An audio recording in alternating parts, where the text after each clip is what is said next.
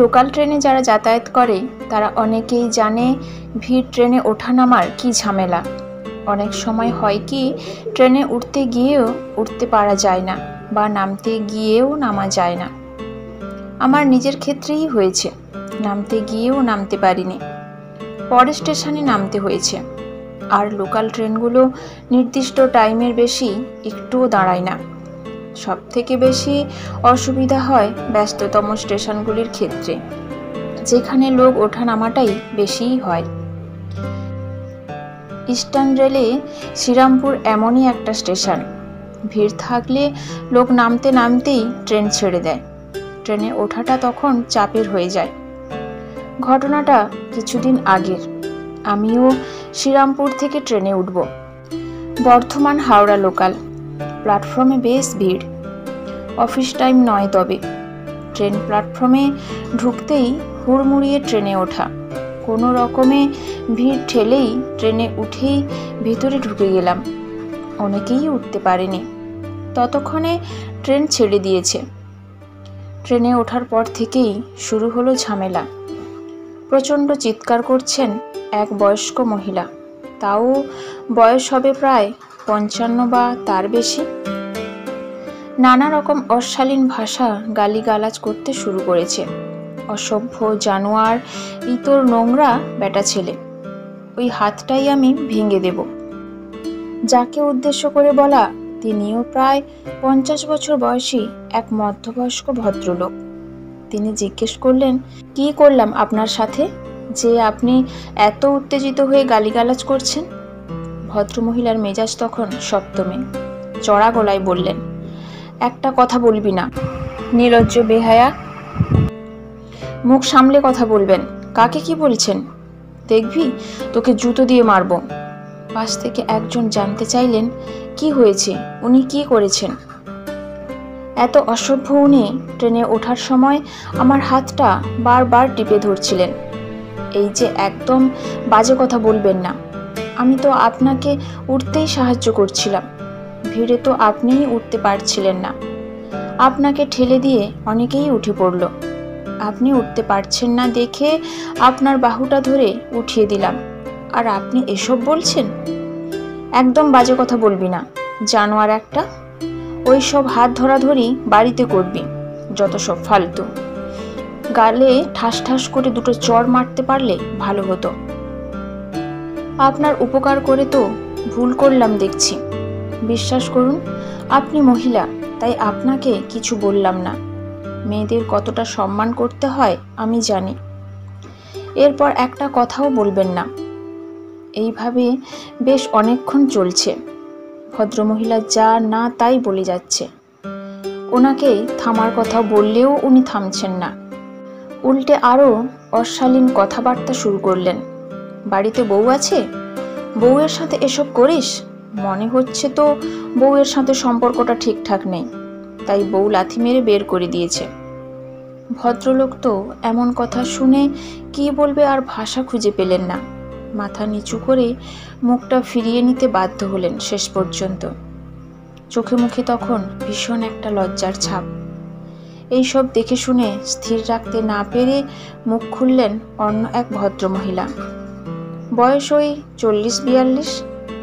ভদ্রমহিলা বেশ সুন্দরী এবং সাজগোজ বেশ পরিপাটি এবং সুসজ্জিতা। তিনি ওই ভদ্রমহিলার দিকে তাকিয়ে বলে উঠলেন, কি ভাবেন বলুন তো নিজেকে? অনেকক্ষণ থেকেই শুনে যাচ্ছি, চুপ করে আর থাকতে পারলাম না। আপনি বলতে চাইছেন আপনার সাথে অসভ্যতা করেছে? তা নয় তো কি? অনেকে বলছেন আর একটা কথাও বলবেন না। অসভ্যতা তো আপনি করছেন দেখছি। ইচ্ছে করছে আপনার গালে আমি একটা চড় কষিয়ে দিই। নেহাত আপনি আমার থেকে সিনিয়র, না হলে থাপ্পড়টা মেরেই কথা বলতাম। ফার্স্ট্রেশনে ভুগছেন মনে হচ্ছে। আপনার গা জ্বলছে কেন? আপনাকে তো বলছি না। ওই সব লোকেদের কতটুকু চেনেন আপনি? আপনার থেকে বেশি চিনি। আপনার সঙ্গেই আরো 2-3 জন মহিলা এই কামরায় উঠলেন, আর আপনার সাথেই এই অসভ্যতা করলো। আর আপনার সাথে তো আমিও উঠলাম। আমি আপনার পেছনে ছিলাম। আমি তো দেখলাম উনি আপনাকে হেল্প করলেন ট্রেনে উঠতে। আর আপনি যা মুখে আসছেন তাই বলে যাচ্ছেন? ও, আপনার মতো সুন্দরীর সাথে এরকম হলে নিশ্চয়ই আনন্দ পেতেন। আপনার মতো মহিলাদের জন্য সত্যিই কষ্ট হয়। মানুষ চিনতে শিখুন। ওনাকে দেখে মনে হচ্ছে উনি এসব করতে পারেন? ট্রেনে তো এতগুলো মানুষ আছে, একটু জিজ্ঞাসা করে দেখুন তো, আপনাকে হেল্প করেছে এটাই বড় অন্যায়? পুরুষ জাতির ওপর আপনার কোনো পুরনো হিসেব নেই তো? তাই হয়তো আপনার রাগ। খুব যদি ভুল না বলি, দেখে তো মনে হচ্ছে বিয়েও করেননি। তাছাড়া অন্যের সৌন্দর্য দেখেও আপনি ঈর্ষান্বিত। সৌন্দর্য তো কারোর হাতে থাকে না। আপনি আপনার ভেতরের মানুষটাকে সুন্দর করে তুলুন, দেখবেন জগৎটাই পাল্টে গেছে। ভরসা রাখুন পুরুষ জাতির ওপর, বিশ্বাস করতে শিখুন। পুরুষ মাত্রই খারাপ এই ধারণা থেকে বেরিয়ে আসুন। কিছুদিন আগেই তো ট্রেনের মধ্যে একজন মহিলা অসুস্থ হয়ে পড়েছিলেন। অনেক মহিলাও ছিল ট্রেনে, তবে সেদিন সহযোগিতার হাতটা বাড়িয়ে দিয়েছিলেন পুরুষরাই। সেই পুরুষরা আসলে কারোর দাদা, কারোর বাবা, কারোর ভাই, কারোর স্বামী। নিজেকে পাল্টান, জগৎটাই পাল্টাবে। তা না হলে নিজে যেমন সবাইকে সেভাবেই দেখবেন। থামুন, আপনি অনেক লেকচার ছেড়েছেন। লেকচার হিসেবেই কথাগুলো নিন, যদি একটু শোধরাতে পারেন। আগামী দিনে কোনো পুরুষ সহযোগিতা করতেই তো ভয় পাবে, শুধুমাত্র আপনাদের মতো মহিলাদের জন্য। আর এই যে ট্রেনের মধ্যে আপনারা এতগুলো ছেলে দাঁড়িয়ে দাঁড়িয়ে দেখছেন আর চুপচাপ আছেন, অন্তত যেটা অন্যায় সেটা অন্যায় বলতে শিখুন। প্রতিবাদটা অন্তত করুন। আজ ওনাকে দেখছেন, আগামী দিন ওনার জায়গায় আপনারাও নিজেদেরকে দেখবেন। সেদিন কিন্তু আপনারা দোষ না করেও দোষী হয়ে উঠবেন। পারবেন তো নিজেকে ঠিক রাখতে? এখন তো আবার ন্যায় অন্যায়ের বিচার পরে হয়, তার আগে ফেসবুকে ভাইরাল হয়ে যায়। ভাবুন, একটিবার ভাবুন। কথাগুলো বলতে বলতে ভদ্রমহিলা কোন্নগরে নেমে গেলেন। সবাই একদম চুপ, কারোর মুখে তখন কোনো কথা নেই। আর মনে মনে ভাবছিলাম, ঠিকই তো বলে গেলেন ওই ভদ্রমহিলা। মেয়েরা বিপদে পড়লে, অসহায় অবস্থায় পড়লে পুরুষরাই তো এগিয়ে আসে। তবে পুরুষের অসহায় অবস্থায় কতজন রুখে দাঁড়ায়, দোষ না করলেও তাকে দোষী বানিয়ে দেয়।